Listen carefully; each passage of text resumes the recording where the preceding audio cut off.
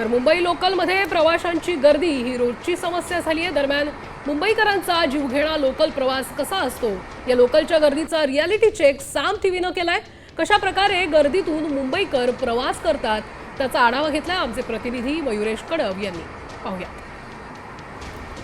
हा प्रवाशांचा मृत्यू झालेला आहे। एक अतिशय दुर्दैवी घटना घडलेली आहे।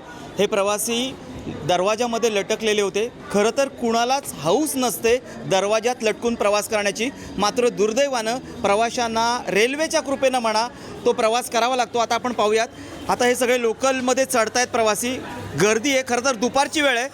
आज तुम्हाला आम्ही प्रवास घडवणार आहोत की कशा प्रकारे लोकांना हा प्रवास करावा लागतोय, गर्दी असल्यामुळे लोकांना का लटकत जावं लागतंय हे आज आम्ही तुम्हाला दाखवणार आहोत।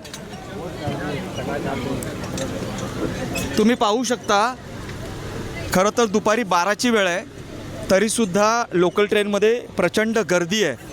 आणि सकाळच्या वेळेस जेव्हा चाकरमानी निघतात तेव्हा अक्षरशः मुंगीसुद्धा शिरायला जागा नसते। आता देखील तीच परिस्थिती आहे। गेल्या 10 वर्षात एकही ट्रेन वाढलेली नाही, त्यामुळे प्रवाशांना गर्दीचा प्रवास करावा लागतोय।